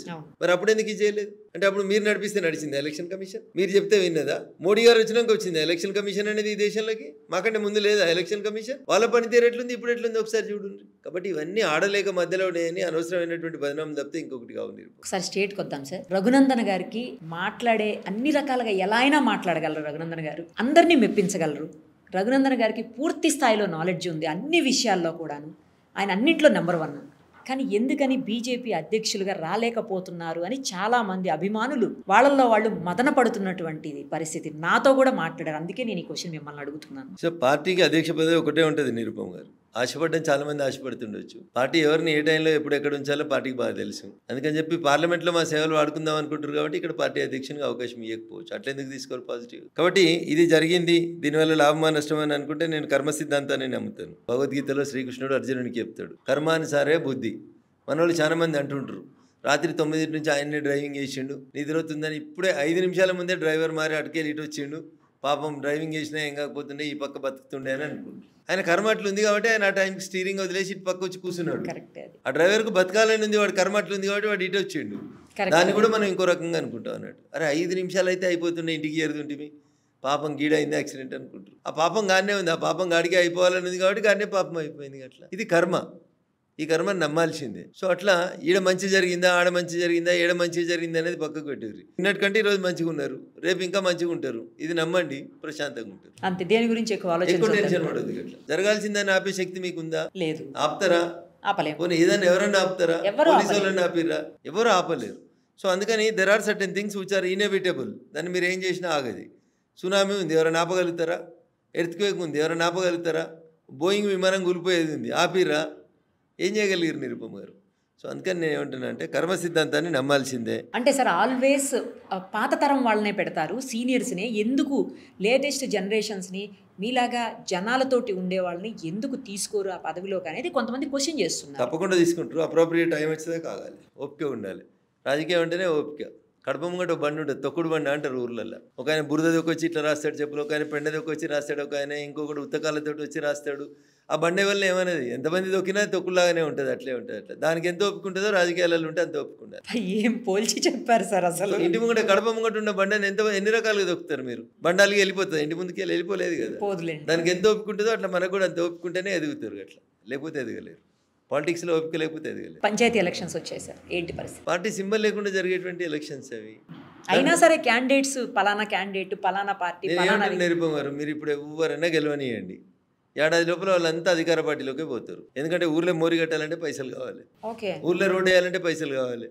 ఇవన్నీ కూడా లోకల్లో ఉండేటువంటి స్థానిక సంస్థలకు సంబంధించిన నిధులు కేంద్రంకి వెళ్ళి మేము ఇస్తాం. కానీ ఏం చెప్తారు, ఇవి బీజేపీ ఇచ్చిందని చెప్పారు కదా. అందుకని అధికారంలో ఉన్న పార్టీ దగ్గరికి వస్తే 2 రూపాయలు వస్తాయి, 2 పనులు అవుతాయి, నేను సర్పంచ్ గెలిచిన ఊరికి ఏదో చేయాలనే తపనలతో అందరూ ఆడికిపోతారు. ఉదాహరణకి ఎవరైనా సర్పంచ్ మొండిగా నిల్చొని నేను కాంగ్రెస్ అనో నేను బీఆర్ఎస్ అనో ఏదో ఒక పార్టీకి ముద్రేసుకున్నాడు అనుకో, అప్పుడు ఆ రాష్ట్రంలో అధికారంలో ఉన్న పార్టీ కాక వేరే పార్టీ వాడు అయితే ఆ సర్పంచ్ని పనిచేయనియరు, చెక్ పవర్ రద్దు చేస్తారు, డిపిఓతో ఎంక్వైరీ చేపిస్తారు, ఆయన సర్పంచ్ పదవి సస్పెన్షన్లకు వస్తుంది, ఉప సర్పంచ్ అవుతాడు. ఇన్ని బాధలు ఉంటాయి. అందుకని కష్టపడి గెలిచినాం కదా, ఏది గాలి ఎటుంటే అటు ఉందాలే అనుకుంటాడు. మళ్ళీ ఎలక్షన్లు వచ్చినప్పుడు ఏం చేయాలో చేస్తాడు. ఇప్పుడు ఇదే విషయంలో ఎలక్షన్ ఎవరైతే పార్టీలు మారారో ఈ పార్టీలు ఫిరాయించినటువంటి ఎమ్మెల్యేల విషయంలో ఇష్యూ నడుస్తూ ఉంది కదా సార్. మన రాష్ట్రంలో ఎందుకు కొలికి రావట్లేదు, వేరే స్టేట్స్లో వస్తున్నాయి కదా. నేను ఒక మాట మీకు గుర్తు చేయాలి ఈ సందర్భంలో. 2004లో గౌరవనీయులు దివంగత రాజశేఖర రెడ్డి గారు ముఖ్యమంత్రి. అప్పుడు టీఆర్ఎస్కి గెలిచిన 10 మంది ఎమ్మెల్యేలు కాంగ్రెస్ పార్టీలో జాయిన్ అయ్యారు, ఇంక్లూడింగ్ జగ్గారెడ్డి గారితో సహా. టీఆర్ఎస్లో గెలిచి కాంగ్రెస్లో జాయిన్ అయ్యారు వీళ్ళంతా. వీళ్ళని డిస్క్వాలిఫై ఏమని చెప్పి టీఆర్ఎస్ తిరగడం మొదలుపెట్టింది, కంప్లైంట్ చేయడం మొదలుపెట్టింది. మేమే ముఖ్యమంత్రి, మాదే రాష్ట్రం కదా, మాకెవడు ఎదురుంటాడని పోయినరు. అంతా అయిపోయిన తర్వాత సుప్రీంకోర్టు కోయరు, హైకోర్టు కోయరు, రకరకాల ఇష్యూస్ చేసారు. అంతా అయిపోయినాక ఏం జరిగింది, ఇంకో 2 రోజులైతే శాసనసభ రద్దు అవుతుందనగా స్పీకర్ సురేష్ రెడ్డి గారు జడ్జిమెంట్ ఇచ్చారు. ఏమని సార్? ఒక ఇద్దరిని డిస్క్వాలిఫై చేసి ఒకరిద్దరిని పోటీ చేయొద్దని చెప్పి అట్లా ఏదో ఒక జడ్జిమెంట్ ఇచ్చినారు. ఎప్పుడు ఇచ్చినారు? 2 రోజులు అయితే శాసనసభ టెన్యూర్ ముగుస్తుంది అనగా ఇచ్చారు. ఏం లాభం దానివల్ల? ఇప్పుడు ఏదో అందరూ గోల చేస్తున్నారు, ఈ బై ఎలక్షన్ వస్తుంది, ఆ బై ఎలక్షన్ వస్తుంది, ఏదో ఒక బై ఎలక్షన్ వస్తుంది. మొన్న కోర్టులో కూడా గవర్నమెంట్ రిటైర్డ్ అయినటువంటి సుప్రీంకోర్టు జడ్జి గారు కూడా గవాయి గారు ఒక మాట, కేసు ట్రయల్ చేస్తున్నప్పుడు ఒక మాట అడిగారు, 1 జనవరికి ఏడుందాం అనుకుంటారు మీరు అని ఒక స్పీకర్ని అడిగారు. అడగొచ్చాను నిరుపమ గారు. అది ఏంటి సార్ అట్లా? నేను ఒక లే మ్యాన్ గా అడుగుతున్నాను, నేను ఎక్కువ చదువుకోలేదు, నేను ఒక ఏలుముద్రునే అనుకోండి. ఒక జడ్జి గారు ఒక స్పీకర్ని 1వ తారీఖు జనవరికి మీరు ఏడు ఉందాం అనుకుంటారు అని అడుగు, ఇట్లా ఉంటావా లేకపోతే అక్కడ ఉంటావా అన్నట్టు ఏంటి అసలు? అది అదే ఎవరికి అర్థం కాలేదు సార్ ఆ క్వశ్చన్. అసలు ఈ రోజు ఆ సుప్రీంకోర్టు జడ్జి గారు రిటైర్డ్ అయినారు. జనవరి 1 రోజు ఈ స్పీకర్ ఇట్లే ఉంటాడు. మీరేడున్నారని ఎవరైనా అడుగుతారా జడ్జిని? అడగకూడదు కదా. అడగకూడదు కదా. మళ్ళీ మొత్తం గుండీలు పెట్టుకొని మిలాడ్ అనాలి కదా, ఓ కనబడే దేవుడు అనాలి కదా. అది ఎట్లా జస్టిఫై అవుతుంది? అంటే ప్రజలు ఆలోచించుకోవాలండి. ఇట్లా వ్యవస్థలు ఈ దేశ ప్రజాస్వామ్యం లోపల డాక్టర్ బిఆర్ అంబేద్కర్ గారు రాసినటువంటి రాజ్యాంగంలో 4 వ్యవస్థలు ఎవరికి వాళ్ళే ఉండాలని చెప్పిండ్రు. లెజిస్లేషన్ వేరే ఉంటుంది, జ్యుడిషియరీ వేరే ఉంటుంది, జర్నలిస్టులు వేరే ఉంటారు. ఇట్లా ఒక్కొక్క వింగ్ 4 వింగులను ఏర్పాటు చేసి ఈ 4 వింగులు స్వతంత్రంగా పనిచేస్తాయి అని చెప్పారు. ఒకరి పనిలో ఇంకొకరు కాలు దూర్చొద్దు అన్నారు. ఉద్యోగస్తులు ఉంటారు, ప్రభుత్వ ఉద్యోగస్తులు, లెజిస్లేటివ్ పని వాళ్ళకి వచ్చిన తర్వాత వాళ్ళ పని వాళ్ళే చేసుకుంటారు కదా. ఇట్లా ఒక వింగ్కి ప్రత్యేకంగా కొన్ని విధులు ఉన్నప్పుడు మళ్ళీ పక్కన ఉన్న పనిలో మనం ఏళ్ళు ఎందుకు పెట్టాలి, కాలు ఎందుకు పెట్టాలి? That is very unfortunate. Jubilee hills Congress గెలిచిన తర్వాత దూకుడు పెంచింది, అందుకే ఇమ్మీడియట్గా ఈ స్థానిక సంస్థల ఎలక్షన్స్ కూడా స్టార్ట్ అయిపోయాయి, ఇంకా కాంగ్రెస్ని అడ్డుకునే శక్తులే లేవు అంటున్నారు సార్, ఏమంటారు? సో ప్రజాస్వామ్యంలో తల్లి ప్రజలు న్యాయ నిర్ణేతలు, చాలామంది అట్లే ఫీల్ అయినరు. దుబాకలో రఘునందన్ రావు అనేటువంటి బై ఎలక్షన్ గెలిచే కంటే ముందు దాకా టీఆర్ఎస్ పార్టీని ఎవడైనా ఓడగొడతాడని అనుకుర్రా నిరుపమ్ గారు? ఓటమి లేదు అండ్రి, 6 అడుగుల బుల్లెట్ అన్రి, అన్న 7 కాలు పెడతాడా ట్రబుల్ షూటర్ అన్రి. మరి ఏమైంది షూటు? జనం ఎట్లా రివర్స్ కొట్టిరు? కాబట్టి ఇదేదో మేము చెప్పినట్టు జరుగుతుందని అనుకోవడం తప్పు. ప్రజలు మీకంటే నాకంటే తెలివిగా ఆలోచిస్తారు, తెలివిగా ఓట్లేస్తారు. మీరు అసలు డిపాజిట్స్ కూడా కోల్పోయి అత్యంత ఘోరంగా ఓడిపోయారు, ఎవరు బాధ్యత తీసుకుంటారు? మీతో సహా అందరూ అక్కడ ప్రచారానికి వచ్చారు, అయినప్పటికీ కూడా క్యాండిడేట్ ఓడిపోతే ఎవరు బాధ్యత తీసుకుంటారు? ఇప్పుడు అది మొదటి బాధ్యత క్యాండిడేట్ తీసుకోవాలి, తర్వాత పార్టీ తీసుకోవాలి. అందరిది, పార్టీ అంటే మా అందరిది సమిష్టి బాధ్యత. ఎందుకు ఓడిపోయిందని ఏమైనా అనాలిసిస్ జరిగిందా సార్? అంత దారుణంగా ఎందుకు ఓడిపోయారని? క్యాండిడేట్ని కొంచెం తొందరగా డిక్లేర్ చేస్తే బాగుంటుండే అనేది ఒక అభిప్రాయం వచ్చింది. అందరితో కలిసి చర్చించుకొని ఇప్పుడున్న క్యాండిడేట్ సూటబుల్ అనుకుంటే ఆయనకి ఇవ్వాలి, సూటబుల్ కాకపోతే వేరే వాళ్ళకి ఇవ్వాల్సింది ఉండే. అట్లా చేయకపోవడం తప్పు అనేది ఒకటి అనుకుంటాం. So any we'll sit for a meeting, అప్పుడు తప్పకుండా చర్చకు వస్తుంది. ఇంకా దాని మీద అవ్వలేదా సార్? సమీక్ష కాలేదు తల్లి, కాలేదు. అంటే ఎలక్షన్ అయిపోయి కూడా చాలా రోజులు అయింది కదా సార్? చేస్తారు, ఇంకా తొందరలోనే పెట్టుకుంటారు. పార్లమెంట్ ఉంది కదా, మళ్ళీ మాకు ఈ ఏడావిడి ఇదంతా చూసుకున్న తర్వాత పెడతారు. ఇక ఒక్కసారి కవిత గారికి వద్దాం సార్. కవిత గారు ఏంటి ఆవిడ చేస్తున్నటువంటి వ్యాఖ్యానాలు, గతంలో కూడా మీరు అదే పార్టీ నుంచి వచ్చున్నారు కాబట్టి మీకు అక్కడ ఆవిడ చెప్తున్నాయన్నీ నిజమే అని అనిపిస్తుందా, లేకపోతే నిజమేనా? అసలు ఏంటి అదంతా కేవలం ఆవిడ కోపంతో, కసితో ఆ ఫ్యామిలీ మీద, ముఖ్యంగా హరీష్ గారి మీద వ్యతిరేకతతో ఆవిడ మాట్లాడుతున్నారని అనుకోవాలా, లేకపోతే అందులో ఏమాత్రమైనా నిజం ఉందని అనుకోవాలా? 2-3 విషయాల్లో కవిత గారు చాలా క్లారిటీ ఉన్నారు. ఒకటి, ఆమెను ఇంట్లోకి వెళ్ళి పంపించడం లోపల హరీష్ రావు గారి పాత్ర ఎక్కువ ఉంది కాబట్టి హరీష్ రావు గారి మీద బదిలా తీసుకోవాలనేది ఫస్ట్ కనబడుతుంది. అది రెండోది, మళ్ళీ ఎప్పుడైనా అవకాశం వస్తే పార్టీలో పోవాలి, అన్నతో కలిసి అన్నని ముఖ్యమంత్రిని చేయాలి, భావం నిలగొట్టాలనేది ఆమె ఆలోచన అయింటుంది. 2, 3 సమస్యల మీద నేను మాట్లాడుతున్నా అంటది. జనం ఎందుకు నమ్ముతారు కవిత గారు మిమ్మల్ని? సమస్యల మీద మీరు మాట్లాడేది ఉంటే 10 ఏళ్ళు అధికారంలో ఉన్నప్పుడు ఎందుకు మాట్లాడలేదు? తొలి క్యాబినెట్లో 2014 నుంచి 2018 దాకా ఒక మహిళా మంత్రి కాలేదు. ఆ రోజు ఎందుకు మాట్లాడలేదు కవిత? లేదా పేపర్లో చూసిన నేను 8 మంది బీజేపీ ఎంపీలు రాజీనామా చేస్తే బిల్లు పాస్ అవుతుందండి. మేము ఎందుకు రాజీనామా చేయాలి? కవిత చెప్పినట్టు బీజేపీ ఎంపీలు ఎందుకు వింటారు? కవితకి ఏం సంబంధం బీజేపీ ఎంపీల గురించి? మీరు కూడా నిలబడ్డారు కదా, మిమ్మల్ని ప్రజలు వద్దనుకున్నారు కదా, ఇంకా మళ్ళీ మీకు మాట్లాడే అవకాశం ఎక్కడిది? ఎట్లా మాట్లాడతారు కవిత గారు? ఏం మాట్లాడుతుంది ఆమె? అసెంబ్లీ ప్రాంగణంలో జ్యోతిబా పూలే విగ్రహం పెట్టాలి, ఎవరు వద్దన్నారు? మీ నాయన ముఖ్యమంత్రి ఉన్న 10 ఏళ్లలో ఎందుకు పెట్టలేదు? అప్పుడు ఎందుకు అఖిలపక్షాన్ని పిలవలేదు? ఇదంతా ఏదో తన రాజకీయ ఉనికి కోసం, మనుగడ కోసం ఆమె పోరాడుతున్నటువంటి లెక్క కనబడుతుంది. అంటే ఆ పార్టీ రాబోయే రోజుల్లో పార్టీగా మారుతుంది, ఇప్పుడు జాగృతి పేరుతో నడుస్తుంది అనుకోండి, తర్వాత పార్టీగా మారితే అప్పుడు ఏంటి పరిస్థితి? మీరు ఎప్పుడైనా పల్లెటూరులోకి పోయిరా నిరుపమ గారు? సార్ పల్లెటూరులో చూసిరా? కుండ తెలుసా మీకు? కుండ ఏంటిది? Pot sir. పాట్, నీళ్ళు స్టోర్ చేసి, అందుకనే కుండ అని అడిగిన. ఊర్లలో దాన్ని కుండ అని అడుగుతారు, కుండ అని చెప్తారు దాన్ని. సో కుండకు రంధ్రం పడ్డ తర్వాత ఎప్పుడైనా కుండకు ఒక చిన్న కుండ కొత్తది కొనుక్కొచ్చుకోరు, బెజ్జం పడితే లేదా రంధ్రం పడి ఒక చిన్న రంధ్రం కొట్టండి కుండ. తర్వాత దానికి ఎంసీలు పెట్టుర్రి, ఫెవికాల్ పెట్టుర్రి, ఫెవిక్విక్ పెట్టుర్రి, ఎన్నైనా పెట్టుర్రి. ఒకసారి రంధ్రం పడ్డ తర్వాత కుండలు ఇక నీళ్ళు ఆగాయి తల్లి, అవుతాయి. కొన్నిసార్లు గంటలు ఖాళీ అవుతుంది కుండ, కొన్నిసార్లు 2 గంటలు అయితే, కొన్నిసార్లు 3 గంటలు అయితే. బట్ కుండ ఖాళీ అవడం అనేది అయితే కన్ఫామ్ కదా. ఇక ఒకసారి చిల్లు పడ్డ తర్వాత ఇక టీఆర్ఎస్ అనేది కూడా గంతే. ఇక దానికి టీఆర్ఎస్ అనే కుండకి చిల్లు పడ్డది. చెప్పారా సార్? ఇప్పుడు నీళ్ళు నిలుస్తాయా తల్లి దాంట్లో? మీరు ఎంత కష్టపడి నింపినా అయితే అర్ధగంటకి లేకపోతే గంటకి కొద్దిగా ఎంసీలు గట్టిగా పనిచేసింది అనుకో, 2 గంటలకి మీరు రాత్రి నింపి పడుకోరు, తెల్లారిసరి కుండ ఖాళీ అవుతుందా? నేను అడిగింది జాగృతి పార్టీ గురించి సార్. జాగృతి ఉండదు, టీఆర్ఎస్ ఉండదు. టీఆర్ఎస్ని వాళ్ళే బొంద పెట్టేసిర్రు, టీఆర్ఎస్ని బీఆర్ఎస్ చేసిర్రు. ప్రజలు బీఆర్ఎస్కి సిఆర్ఎస్ ఇచ్చిర్రు, కంపల్సరీ రిటైర్మెంట్ ఇచ్చిర్రు. సిఆర్ఎస్ని కంపల్సరీ టీఆర్ఎస్ బీఆర్ఎస్ అయింది. తెలంగాణ రాష్ట్ర సమితి భారత రాష్ట్ర సమితి అయింది. TRS became BRS. ప్రజలు మాకు బి వద్దు సి పెడతామని బి తీసి సి పెట్టిర్రు. సిఆర్ఎస్ అంటే కంపల్సరీ రిటైర్మెంట్ స్కీమ్ అని. చేయాల్సిన పని సరిగా చేయక బాగా తింటే ఐఏఎస్ ఆఫీసర్లని, ఉద్యోగస్తుల్ని ప్రభుత్వం వారీగా నీకు ఎక్కువ అయింది రిజైన్ చేసి పోబిడ్డ అని సిఆర్ఎస్ అంటారు, కంపల్సరీ రిటైర్మెంట్ స్కీమ్ అని. 10 ఏళ్ళు మీరు దోసిన దోసును చూసి అక్కో దిక్కు, చెల్లో దిక్కు, బావో దిక్కు, బుడ్డోడో దిక్కు, పెద్దోడో దిక్కు ఇట్లా దోస్తే జనం భయపడిపోయి అది ఎప్పుడైతే టీ పోయి బి అయిందో ప్రజలు అనుకున్నారు ఇక వీళ్ళకు టీలు బీలు ఏలు వద్దు, వీళ్ళకి ఏకంగా సి ఇస్తేనే కరెక్ట్ అనుకొని కంపల్సరీ రిటైర్మెంట్ స్కీమ్ ఇచ్చి పంపారు. అది ఉండదు తల్లిది, కుండకు రంధ్రం పడ్డది అనేది చెప్పారు మీరు, మా వాళ్ళకి అర్థమవుతుంది. రైట్. ఇప్పుడు మరి హరీష్ రావు గారు ఒకవేళ ఆయన పగ్గాలు తీసుకుంటే ఆయన తీసుకున్న తర్వాత పార్టీ వేరే లెవెల్కి వెళ్తుంది అని చెప్పేసి కూడా కొంతమంది మాట్లాడుతున్నారు. ఏ పార్టీ పగ్గాలు ఇస్తారు? ఎవరు ఇస్తారు? ఎందుకు ఇస్తారు? అది కళ అంటున్నా. Right sir. ఇప్పుడు మరి నిన్న లేటెస్ట్గా డిప్యూటీ సీఎం గారి ఇంటికి కవిత గారు వెళ్ళినప్పుడు ఆవిడ శారీ గురించి కూడా చాలా పెద్ద చర్చ నడిచింది. మొత్తం అంతా ఆవిడ రంగులు జెండా మొత్తం కాంగ్రెస్ జెండా లాగా ఇది సంకేతమా ఏంటి కాంగ్రెస్లోకి మారుతున్నారు అన్నట్టని. జాతీయ జెండా కూడా అవే రంగులు ఉంటాయి కదా. అవును. మరి అదేందుకు బీజేపీలోకా? ఆ 3 రంగులు జాతీయ జెండాలో కూడా ఉంటాయి కదా. అవును. మరి కాంగ్రెస్ చీర కట్టుకొని పోయిందని ఎందుకు ముచ్చట పెడుతున్నారు? కవిత ఏ చీర కట్టుకుంటేంది అంటే అదేమన్నా సంకేతం అన్నట్టు మాట్లాడుతున్నారు. తప్పు పర్సన్ అడుగుతారు ప్రశ్న. రైట్ పర్సన్ కవిత. రైట్ పర్సన్ అడగాలి. రైట్ పర్సన్ అడగాలి. బీజేపీ వాళ్ళు మొత్తం వ్యతిరేకిస్తారు హైడ్రాని, మీరు ఒక్కళ్ళే పొగుడుతారు. ఎందుకని? రఘునందన్ గారికి మాత్రం ఎందుకు నచ్చింది హైడ్రా? రఘునందన్ రావు మాట్లాడిన మాటలకి అర్థం కాక జనాలు ఏది పడితే అది ఎవరుతూనే ఉంటారు. రఘునందన్ మీద ఎప్పటికి బురదేయాలని ఇంటోడు చూస్తాడు, పక్కింటోడు చూస్తాడు. ఏం చేస్తాం అట్లయితే? ఏమర్థమైంది మీకు? హైడ్రా తీసుకొచ్చిన కాన్సెప్ట్ ఏంది?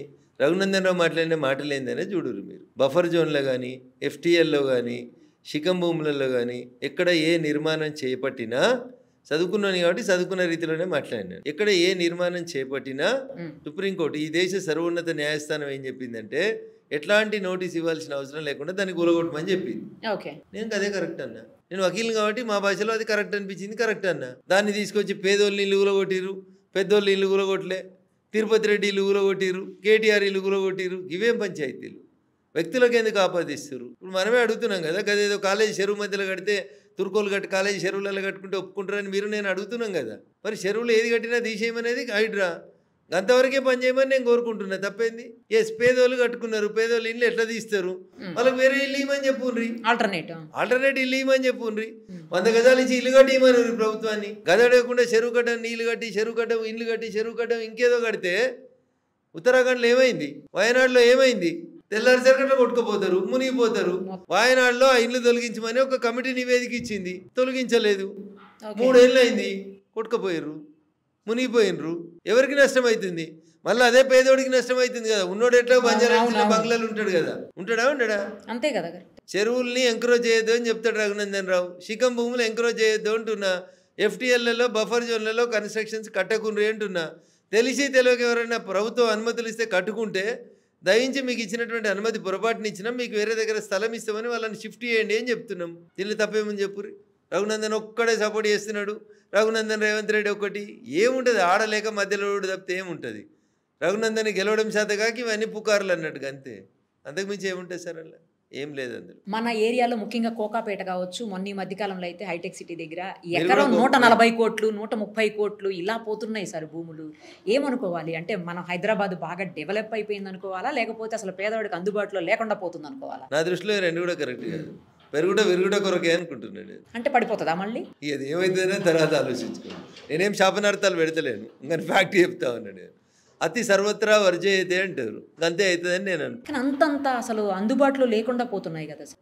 మీ భాషలో అందుబాటులో లేకుండా పోతున్నాయి, వాళ్ళ భాషలో బిజినెస్ బాగా లాభసాటిగా సాగుతుంది. అది చూసే కళ్ళని బట్టి చెప్పే మాటల్ని బట్టి ఉంటుంది, వినే చెవులను బట్టి బిజినెస్ కూడా బాగా అవుతుంది. ఓకే. 150 కోట్లు పెట్టి ఒక ఎకరం కొనుక్కున్నాడు అంటే దాంట్లో వచ్చేది 2600 గజాలు వస్తుంది. ఆ 2600 గజాలలో మీరు గజంకి HMDA 4800 గజాలు కదా సార్. 4800 గజాలని లేఅవుట్ చేసి రోడ్లు వేసి డెవలప్మెంట్ చేసిన తర్వాత వచ్చేది 2600 స్క్వేర్ యార్డ్స్ వస్తుంది అప్రాక్సిమేట్లీ. మాక్సిమం వస్తే 2800 స్క్వేర్ యార్డ్స్ వస్తుంది. ఒక ఎకరానికి మీరు అన్నటువంటి 4800 గజాలు డివైడెడ్ బై ఈ 150 కోట్లు వేసిరు అనుకోరి, ఒక గజం ఎంత పడ్డట్టు? అందులో ఎవరు ఉంటారు? ఇల్లు కట్టుకొని ఉంటారా? ఉండరు కదా. హారిజాంటల్ కట్టలేం కదా, దాన్ని వర్టికల్ కడతారు, 70 ఫ్లోర్లు 100 ఫ్లోర్లు కడతారు. అప్పుడు లాభసాటి వ్యాపారం అవుతుంది. ఇప్పుడు ఒక్కొక్క ఫ్లాట్ 20 కోట్లకి అట్లా అమ్ముతున్నారు. అట్లా కట్టి వాడు 70 ఫ్లోర్లు కడతాడు. 70 ఫ్లోర్లు అంటే 20 కోట్లు ఎంత అయింది తల్లి?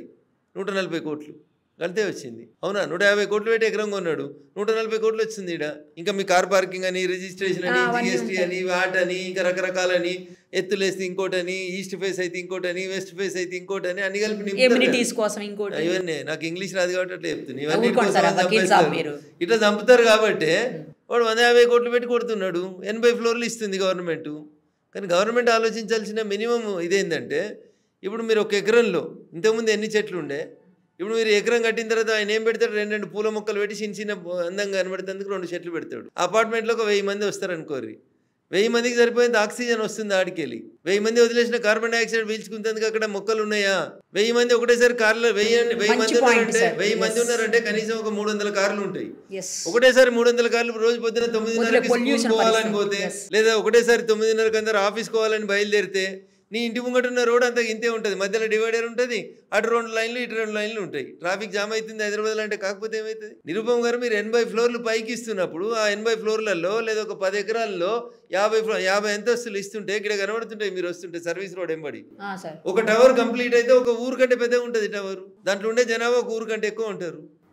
రోడ్ ఏమైనా పెరుగుతుందా నిరుపమ్ గారు? అదే రోడ్డు సార్. మీరు ఇంతకుముందు 5 ఫ్లోర్లు 10 ఫ్లోర్లు ఇచ్చినప్పుడు సేఫ్గా ఉంది హైదరాబాద్.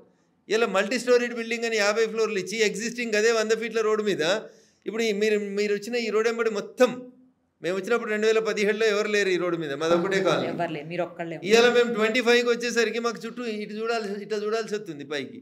ఏ పక్క చూసినా అన్ని 50 ఫ్లోర్ల బంగ్లాలే వచ్చినాయి. సో ఇవన్నీ ఫుల్ఫిల్ అయ్యి రేపు జనాలు వచ్చిరనుకోరు, ఇంటికి 2 కార్లు వేసుకొని వచ్చిరనుకోరు, ఈ రోడ్ ఎట్లా సరిపోతుంది నిరుపమ్ గారు? ట్రాఫిక్ జామ్ కాకపోతే ఏమవుతుంది? సో ఈ బిల్డింగ్ కడుతున్నప్పుడు అక్కడికి వచ్చే జనాభా ఎంత, వాళ్ళకి భవిష్యత్తులో అవసరాలు ఏముంటాయి, రోడ్ ఏంది, నీళ్ళేంది, మోరేంది, డ్రైనేజ్ ఎడిపోతుంది, కరెంట్ ఎంత కావాలి, ఏమన్నా ఆలోచిస్తుందా మున్సిపాలిటీ? ఫీజు కట్టిర్రు, పర్మిషన్ ఇచ్చినాము, మరి రోడ్ ఎవరు వేయాలి? వాటర్ ఎక్కడికి వస్తుంది, డ్రైనేజ్ ఎడిపోతుంది. ఇంతకుముందు న్యాచురల్ కొండలు ఉంటుండే, ఇక్కడ కొండ ఉండే, ఇక్కడ పల్లం ఉంటుండే, ఇట్లుంటుంది.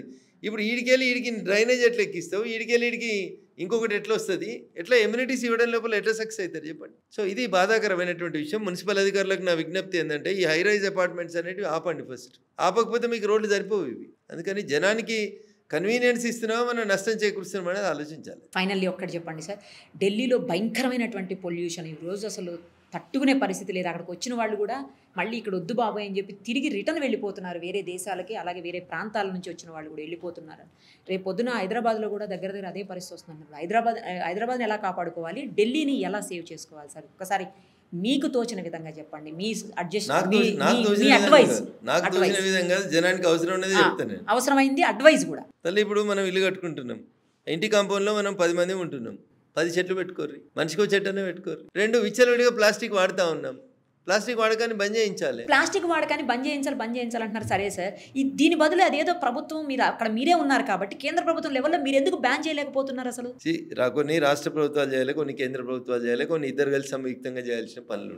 100% భారత ప్రభుత్వం ఇట్లా గైడ్ లైన్స్ ఇస్తుంది. ఇప్పుడు బెంగళూరు ఉంది, ఒక కొత్తిల్లు కట్టాలనుకోండి, కంపల్సరీ మీరు 6 మొక్కలు నాటినాకనే కొత్తిల్లు కట్టాలని చెప్తాడు. సో ఒక రాష్ట్రంలో ఏదైనా ఒక మంచి పాలసీ ఉంటే పక్క రాష్ట్రం దాన్ని తీసుకోవాలి కదా, దాన్ని అడాప్ట్ చేసుకొని పని చేయాలి కదా. నేను 100 మాటలు చెప్తాను నిరుపమ్ గారు, వినడానికి మనుషులు సిద్ధంగా ఉన్నారా? రోడ్ల మీద చెత్త వేయవద్దు, వేయకుండా ఉంటారా? ఇదే నిరుపమ్ గారు 4 రోజులు అమెరికాలో ఉంటుంది, చాక్లెట్ లో ఉండే పైన ఉండే కవర్ కూడా తీసి రోడ్డు మీద వేయదు, భయపడుతుంది. ఫైన్ పడుతుంది కదా సార్, జైలుకి పోతావు కదా. ఫైన్ పడిపోతుంది, ఒకవేళ జైలుకు పోకపోయినా కనీసం ఫైన్ అయినా పడిపోతుంది. ఇదే నిరుపమ అమెరికాకి వెళ్ళి ఫ్లైట్ దిగుతుంది, శంషాబాద్ లో నిలబడి తాగుతుంది, రాత్రి అంతా జర్నీ చేసి వచ్చినా వాటర్ తాగుతుంది, గ్లాస్ నుంచి డ్రైవర్కి చెప్తుంది, ఇది ఇటు వారేస్తుంది, ఇట్లా నీళ్ళ బాటిల్ రోడ్డు మీదనే వేసిపోతుంది, శంషాబాద్ రోడ్డు మీదనే. 6 నెలలు అమెరికాలో జైలు ఉన్నట్టు ఉండొస్తుంది.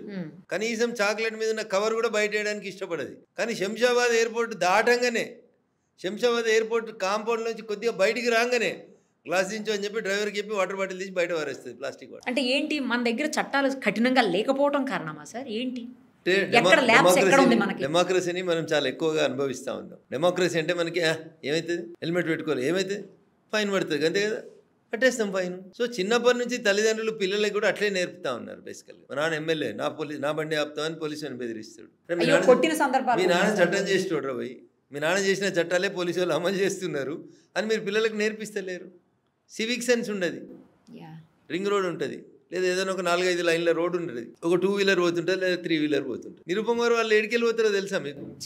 ఆ చివర 2 వీలర్లు పోవాలి, ఆ తర్వాత తక్కువ స్పీడ్ ఉన్నాయి పోవాలి. ఫస్ట్ రోడ్లో ఎవరు పోవాలంటే ఎక్కువ స్పీడ్లో పోయేటి 100+ స్పీడ్లో పోయేళ్ళు ఫస్ట్ రోడ్. 5 లైన్లు ఉంటాయి ఒక రోడ్డు మీద, 5 ఏమంటారు ఎల్లో మార్కింగ్స్ ఇచ్చి 5 లేన్స్ అన్నారు అనుకోరు. 5 లేన్లలో చివరి లేన్లో స్లోయెస్ట్ వెహికల్ పోవాలి, 3 and 4లో కొంచెం మీడియం 80 కిలోమీటర్లు పోవాలి. తర్వాత ఉన్నటువంటి 1 and 2లో 100 and above పోతున్న వెహికల్స్ పోవాలి. మీరు అవకాశం ఇస్తే మోటార్ సైకిల్ వాడు ఒకటో దాంట్లో పోతుంటాడు, వాడు 1 కేటాయించినటువంటి 5వ లైన్లో పోడు, ఒకటో లైన్లో పోతుంటాడు, జేబులో ఇట్లా పెట్టి సెల్ ఫోన్ మాట్లాడుకుంటూ పోతుంటాడు. సెల్ ఫోన్ ఆరన్ కొట్టిరు అనుకోరు మీరు, పొరపాటున ఇట్లా చూస్తాడు. సీరియస్ గా సార్, అట్లా చూస్తే పర్లేదు, ఇట్లా చూస్తాడు సీరియస్ గా. ఎక్కువ తెలియదు కూడా కొట్లాటకు వస్తాడు. అవును. సో నీకు లైసెన్స్ ఇచ్చేటప్పుడు నీకు ఎంవీఐ నిన్ను పిలిచి, బాబు ఇగో ఇవి నిబంధనలు, కారు నడిపితే ఇట్లా నడపాలి, సీట్ బెల్ట్ పెట్టుకుంటే ఇవి లాభాలు ఉంటాయి, ఇగో 5 లేన్లు ఉంటాయి రోడ్డు మీద, మీరు నడవాల్సింది 5వ లేన్లా 1వ లేన్లో నడవాల్సిన స్పీడ్ వెహికల్స్ మీకు ఎన్నడన్నా చెప్పిర్రా? ఎవరైనా మోటార్ వెహికల్ ఇన్స్పెక్టర్ లేదు అస్సలు. పోలీసు వాళ్ళని ఆపి చెప్పిర్రా? హెల్మెట్ లేకపోతే ఫైన్ వేస్తామని చెప్తారు. అది చెప్పే కంటే ముందు హెల్మెట్ లేక కొన్ని కుటుంబాలు రోడ్డు మీద పడి విపరీతమైన యాక్సిడెంట్లు అయ్యి భర్తలు పోయి భార్యలు పోయి భర్తలు మిగిలిన కుటుంబాలు ఉంటాయి. 2 వీడియోలు ఆడ టీవీలో వేసి చూపెడితే అయిపోతుంది కదా. అరే నువ్వు కూడా ఇట్లా పోతే రేపు నీ పిల్లలు అడక తింటారా ఏదో అని చెప్పాలి. మీరు జనాల ఆలోచన విధానం లోపల మార్పు తీసుకురావాలని చెప్తా ఉన్నా నేను. చట్టాన్ని ఇంకొంచెం స్ట్రిక్ట్గా ఇంప్లిమెంట్ చేయాలని చెప్తా ఉన్నాం. ఇవి చేయకపోతే ఎక్కడైనా మంచి జరుగుతుంటే దాన్ని మనం చూసి నేర్చుకోవాలని చెప్తాను. ఇప్పుడు అంత పెద్ద బిల్డింగ్ కడతాడు, 50 ఫ్లోర్ల బిల్డింగ్ కడుతున్నాడు. పొద్దున్న లేస్తే సిమెంట్ దుమ్ము, మట్టి దుమ్ము, 100 రకాలైనటువంటి దుమ్ములు రోడ్డు మీద పడతాయి. ఎక్స్కవేషన్ చేస్తారు ముందు, సెల్లార్ తవ్వుతారు, వెనకాల టిప్పర్లు అంటారు, వాటికి వెనకాల డోర్ ఉండదు. ఇట్లా కొంచెం ఎత్తుగడ్డ మీద పోతుంటే సగం మట్టి రోడ్డు మీద పడుతుంది. వాటర్ ట్యాంకర్ పోతుంది హైదరాబాద్ రోడ్ల మీద, దానికి పైన మూతి ఉండదు, సగం నీళ్లు రోడ్ల మీదనే పడుతుంటాయి. ఆ సిమెంట్ని కలిపి కాంక్రీట్ మిషన్స్ పోతాయి, రెడీ మిక్స్ మిషన్స్. వాడు ఎక్కడో అన్లోడ్ చేసి పోతుంటాడు, అందులో కొంచెం అంత ఉంటుంది, ఇంకా కొంచెం అది రౌండ్ గా తిరుగుతుంటది కదా, లారీ పోతున్నప్పుడు అందులోకెళ్ళి కాంక్రీట్ అంతా రోడ్ల మీద పడుతుంటది. ఇవన్నీ సివిక్ సెన్స్ కదా. రోజు చెప్తారా మీకు? ఎప్పుడో చిన్నప్పుడు మీ అమ్మ చెప్తుంది, బిడ్డ భోజనానికి వచ్చే కంటే ముందు చేయి కడుక్కోని. మీరు ప్రతిరోజు భోజనానికంటే ముందు కడుగుతారు, భోజనం తర్వాత కూడా కడుగుతున్నారు. సో ఈ మాత్రం కూడా సెన్స్ పాటించేందుకు జనాలు ఇష్టపడతలేరు. ఇది దురదృష్టం. ఎంత మాట్లాడినా డెమోక్రసీలో కేసు పెడతావా, పెట్టుకోపో, నాకు పెద్ద పెద్ద వకీలు తెలుసు, కడతాపో కోర్టులో కేసు, నడు. మందు దాగి కారు నడుపుకురి, కష్టాలు అయితే యాక్సిడెంట్ అయితే ఎంతమందిని చంపుతారో తెలియదు అని అనుకుంటే నువ్వు నాకు చెప్తావా? నేను ఊదా పోలీసులతో కొట్లాడతాడు, వీడు రివర్స్ లో కొట్లాడతాడు. వీడియో తీస్తుంటే వీడియో తీయదని కొట్లాడతారు. కొన్ని మగపోరలు అంటే ఏదో దుర్మార్గులు అనుకుంటే ఆఖరికి ఈ మధ్యలో ఆడపిల్లలు కూడా అట్లే కొట్లాడతారు. ఎటు తీసుకుపోతున్నాం మన వ్యవస్థని? అందుకని దయించి మళ్ళీ చెప్తా ఉన్నా, ఈ దేశ సంస్కృతి సాంప్రదాయాలు, మన పద్ధతులు, మన పెద్దవాళ్ళు చెప్పినటువంటి కట్టు బొట్టు విధానాల్ని అమలు చేస్తే ఈ దేశం బాగుపడుతుంది. విచ్చలవిడితనానికి అలవాటు పడి లాని బ్రేక్ చేయడం ఎట్లా అనేది మనం చూస్తున్నాం. తప్పది.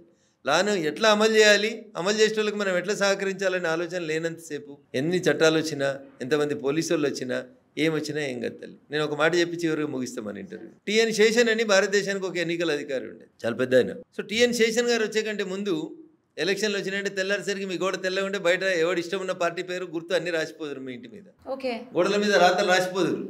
కాంగ్రెస్ పార్టీకి మన ఓటు, షేయి గుర్తుకే మన ఓటు, ఇట్లా నరేంద్ర మోడీ గారి నాయకత్వం వర్ధిల్లాలి, కమలం గుర్తుకే మన ఓటు అని. శేషన్ గారు వచ్చిన తర్వాత ఇక ఎన్నికల నిబంధనలలో ఏముందంటే, మీరు ఎవరింటి గోడ మీదనన్నా రాయాలంటే వాళ్ళతోటి ఆథరైజ్డ్ పర్మిషన్ లెటర్ తీసుకోవాలని చెప్పిండు. నేను చెప్తలేను కొత్తగా, ఈ చట్టం నుండి చూడు రేనా అమలు చేసిండు. ఒక అధికారి కష్టపడితే రాత్రి 10 తర్వాత ప్రచారం బంద్ అంటే ఇప్పుడు బంద్ అవుతుంది. లౌడ్ స్పీకర్లు ఉండొద్దంటే తక్కువ వాల్యూమ్ తోటి పెడుతున్నారు. అవునా? 10 నుంచి పొద్దున 6 దాకా 8 దాకా మైకులు ఉంటలేవు కదా, ప్రచారం బంద్ అవుతుంది కదా. ఇవన్నీ కొత్తగా శేషన్ గారు రాయలే, పుస్తకాలలో ఉన్నాయి, అమలు చేసిండు అంతే. అంతకుముందు చేసేవాళ్ళు కదా సార్, ఎవరు చేసేటోళ్ళు కాదు. ఎవరి ఇంటి ముంగటంటే వాని ఇంటి మీద పోయి రాసేటోళ్ళు, ఎవరితోటి అంటే వానితోటి మైకులలో పోయి అరిచేటోళ్ళు. అద్దు బద్దు ఉండేది కాదు. ఎమ్మెల్యే సభ వస్తే రాత్రి 12 అంటే 12 దాకా స్పీచ్ ఇచ్చేటోడు. అదేంటంటే ఎమ్మెల్యే మాట్లాడుతుండు. కానీ టిఎన్ శేషన్ గారు వచ్చినాక ఎన్నికల నిబంధనలు అన్నింటినీ దేశ ప్రజలందరికీ అర్థమయ్యేలాగా చెప్పిండు. నాకు ఇష్టం లేకుండా నా ఇంటి మీద రాసిపోయారు అనుకో, నేను కేసు పెట్టే అధికారం కూడా నాకు చూపించిండు. బాగా మారినాం, ఇంకా మారాలంటే ఇంకొంచెం మన బుద్ధి ఆలోచన విధానం లోపల మార్పు రావాలి, సివిక్ సెన్స్ కొంత ఉండాలి. ఇవన్నీ మారుతాయని, ఈ దేశం కూడా 2047 వరకు నరేంద్ర మోడీ గారి నాయకత్వంలో వికసిత భారత్ అవుతుందని, ప్రపంచానికి మార్గదర్శనం చేస్తుందని నాకు సంపూర్ణంగా విశ్వాసం ఉంది. ఎందుకంటే ఇప్పుడు మీ పిల్లలు ఏడ చదువుతారంటే అమెరికాలో చదువుతారు అని చెప్పుకునే పరిస్థితి ఉంది. కానీ అమెరికాలో కాదు చదువు నేర్చుకున్నది, చదువు భారతదేశంకెళ్ళే బయటకు పోయింది. ఒకప్పుడు నలంద, ఒకప్పుడు తక్షశిల లాంటి యూనివర్సిటీలను వదిలేసి ఆడ చదువుతుర్రు, ఆక్స్ఫర్డ్లో చదువుతుర్రు. అది అనకూడదు రాదు ఆ తల్లికి, కానీ తోలిస్తుంది. మా బిడ్డ ఆడదేదో ఉంది కదా బిడ్డ అలా చదువుతుంది అంటది. ఎలా అందులో అమెరికాలో అంతే, అందుకంటే ఎక్కువ ఏం రాదు వాళ్ళకి. కాబట్టి ఈ నలంద, తక్షశిల లాంటి యూనివర్సిటీలు, పాత విద్యా విధానం, మన ఆహారపు అలవాట్లు, ఇవి ప్రపంచానికి మార్గదర్శనం చేస్తాయి. ఇలా మీకు వింతగా అనిపిస్తుండొచ్చు, రఘునందన్ రావు ఏంది ఇట్లా వెనకకు పోయి మాట్లాడుతున్నాడు అని. కరోనా వచ్చినప్పుడు అందరూ చూసిరు ప్రపంచాన్ని, చాలా మంది ఎక్కిరిచ్చిరు మనల్ని. ఇండియన్స్ శైలితో తింటారు, వీళ్ళు శైలి కడుక్కోరు, వీళ్ళకి శైలి కట్టుకోవడానికి శానిటైజర్ లేవు, సబ్బులు లేవు, వీళ్ళకి డిసిప్లిన్ లేదు, వీళ్ళకి అసలు మంచిగా ఆహారపు అలవాట్లు లేవు, తిన్నాక చేయి కూడా సరిగా తుడుచుకోరు వీళ్ళు. ఇట్లా మన గురించి హేళన చేసిరు. శానిటైజర్ లేవు, మాస్కులు లేవు, ఆక్సిజన్ సిలిండర్ లేవు, దవాఖానాలు లేవు, అసలు ఎట్లా బతుకుతారు భారతీయులు కరోనాలో అని అనుకున్నారు. ఎండిపోయిన రొట్టెలు తిన్నలు టప్ప పడ్డారు, వికెట్లు పడ్డాడు. కానీ భారతీయులే బతికిరు, నిలబడ్డారు, ప్రపంచానికి మార్గదర్శనం చేసిరు. 150 దేశాలకు మందు తయారు చేసి పంపించారు. ఎట్లా ఇలా ప్రపంచం అంతా కషాయం అంతా అవుతుంది. అడికెళ్ళి వచ్చింది కషాయం మన దగ్గర నుంచి, వంటింట్లోకి వెళ్ళే. గదే అల్లం, గదే వెల్లుల్లి, గవే పోపు గింజలు, గవే జీలకర్ర, గవే ఆవాలు, గవే మెంతులు.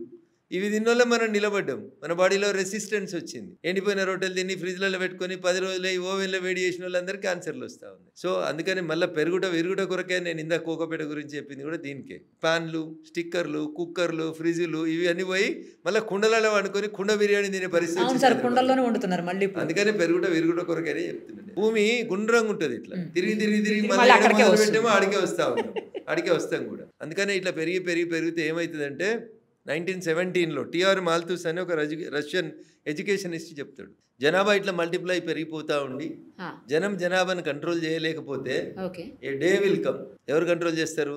బరువు ఎక్కువైనాక భూమి కంట్రోల్ చేస్తుంది. భూమి ఎట్లా కంట్రోల్ చేస్తుంది అని మీకు డౌట్ రావచ్చు. రకరకాల సునామీ వచ్చిందా? పోయినాయా వికెట్లు? లాతూర్లో భూకంపం వచ్చిందా? పోయినాయా? రేపు పొరపాటున మనం ఉంటున్న భాగ్యనగరానికి భూకంపం వచ్చింది అనుకోరి, ఇట్లా చూసేటి అన్నీ ఉంటాయా? ఉండవు కదా. సో అందుకనే ఎకలాజికల్ ఇంబ్యాలెన్స్ జరగవద్దు, ప్రకృతి విధ్వంసం జరగవద్దు. మీరు నాకేంది లేని రోడ్లను ఖరాబ్ చేస్తాను, నాకేంది లేని చెట్లను నరుకుతా అనేది బంద్ చేయాలి. ఎందుకంటే మీరు కూడా ఈ సమాజంలో భాగం కాబట్టి, ఈ సమాజం బాగుంటేనే మీ నెక్స్ట్ జనరేషన్స్ బాగుంటాయి. కాబట్టి దయించి ఎకలాజికల్ ఇంబ్యాలెన్స్ జరగకుండా చూడాల్సిన బాధ్యత మీది, మాది, అందరిది కూడా. పర్ఫెక్ట్గా చెప్పారు. ఒక్కటి క్వశ్చన్ సార్, మన కేటీఆర్ గారు కార్ రేస్కి సంబంధించిన ఇష్యూలో అది ఇష్యూ నడుస్తూనే ఉంది, అరెస్ట్ చేస్తారంటారు, లేదంటారు, మళ్ళీ అదంటారు, ఇదంటారు. అసలు ఏం జరుగుతుంది సార్? మీరు అడ్వకేట్ కూడా కదా, అందుకని ఒక్కసారి దాని గురించి. సో చట్టం తన పని తను చేసుకుపోతలేదు. స్పీడ్ బ్రేకర్లు వస్తున్నాయి, కోర్టుకు పోతున్నారు, రకరకాలైనటువంటి ఇష్యూస్ ఉన్నాయి దాంట్లో. నేను మంత్రి హోదాలో ఇచ్చిన క్యాబినెట్ అప్రూవల్ తోటి ఇచ్చిన అనేది కేటీఆర్ గారు. ఆ రోజు మీరు ఆపద్ధర్మ మంత్రి, ఎన్నికల కూడా అమల్లో ఉంది. సో ఇట్లా నాణానికి బొమ్మ బొరుసని రెండెట్లుంటాయి, అట్లా పాజిటివ్స్ మైనస్లు చాలా ఉన్నాయి దాంట్లో. చట్టం అరెస్ట్ చేయాలనుకుంటే ఏ నిమిషమైనా అరెస్ట్ చేయడానికి అవకాశం. సో కాబట్టి దాంట్లో మోస్ట్లీ అది జరుగుతుందని నేను అనుకుంటున్నాను. Thank you so much. మరిన్ని అప్డేట్స్ కోసం నిరుపమ సుమన్ టీవీ ఇన్స్టా పేజ్ని ఫాలో చేయండి. సుమన్ టీవీలో మీ పర్సనల్ అండ్ బిజినెస్ ప్రమోషన్స్ కోసం కింది నెంబర్కి కాంటాక్ట్ చేయండి.